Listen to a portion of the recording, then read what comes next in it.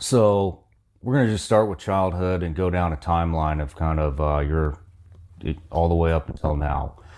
But you've been surrounded by the SEAL teams your entire life. You're born into it. Your dad was a SEAL. Several family members of yours are SEALs.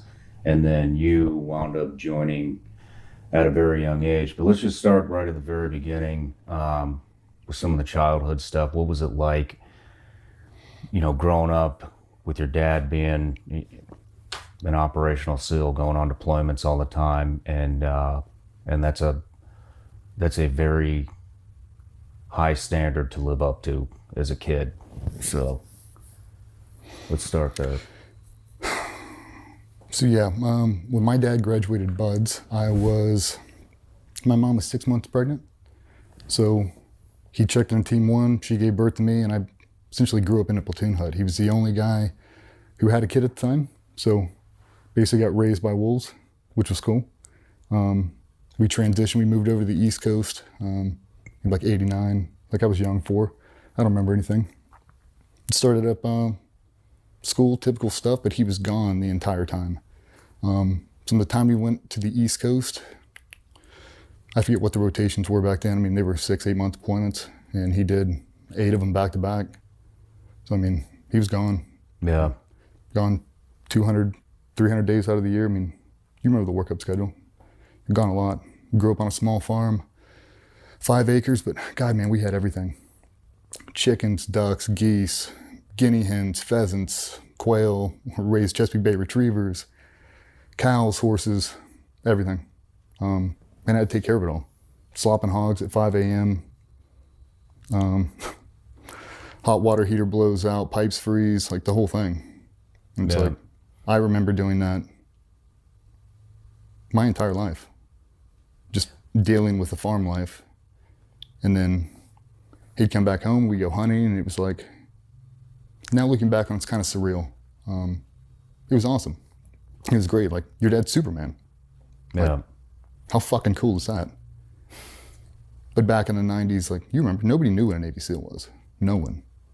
So, like, my dad was in the Navy, your dad's in the Army, it doesn't really matter, nobody gets it. As we started coming up, Charlie Sheen, that whole thing, like, people started to know, but nobody really knew. There wasn't a war going on. It was 80s and 90s, small little skirmishes, but losing people in combat wasn't a thing. We never had to live through it. It didn't happen. It'd be a training accident every now and then, and that was it.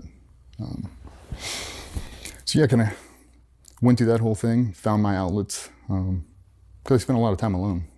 Me and my mom, had my sister growing up, and Your sister older or younger? Younger. 5 years. So yeah, it was kind of just the 3 of us, living on that farm, making things happen. He'd come back home and gear up for another deployment, and we kind of just picked up right where we left off. But it was weird, like, people who aren't in the special operations community or don't know anybody like that, they think when your dad's in the military, it's, I don't know, like Gunny Highway, like flat top haircuts and yes sir, no sir. Like, my dad treated me like I was a new guy. Like, Really? yeah, like we were best friends. We were, like, that's who I wanted to be. Well, at what point did you know you wanted to become a team guy? It was always just assumed. I mean, it was always said. Like, we were always doing something. Like, when I'd have friends come over and stay the night, we wouldn't do typical things. We would do, we'd do a physical challenge.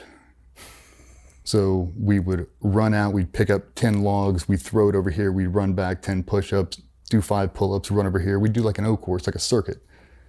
And if I didn't win, like, better win. It was one of those things. So it was always kind of assumed. And then when I hit skateboarding, that's all I wanted to do. I was addicted, man. I bought in hook, line, and sinker. I lived out in the middle of nowhere in Chesapeake, Virginia. And we had a little cul-de-sac next door. Some older kids skating. I kind of got in that. And when he would leave on deployment, I'd have 6 months of no interruptions. I'd knock out chores and straight over there, and that's all I did all day. I obsessed. Damn. Started competing, and that's what I wanted to do. You started competing? Yeah. What, like the half pipe and shit? No, I like that? did street. He built me a big vert ramp in the backyard, so we did the whole thing. Rode it all, but I really like street, park.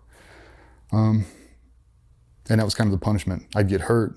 They'd be like, you broke your arm. They're not going to let you in the Navy. You can't be a SEAL. If you get a plate and screws, they're not going to take you. You're going to ruin your entire life over riding a skateboard. No shit. So it really was just assumed you're going to be a fucking team guy. Oh, absolutely. And, you know, I didn't know any better. I didn't care.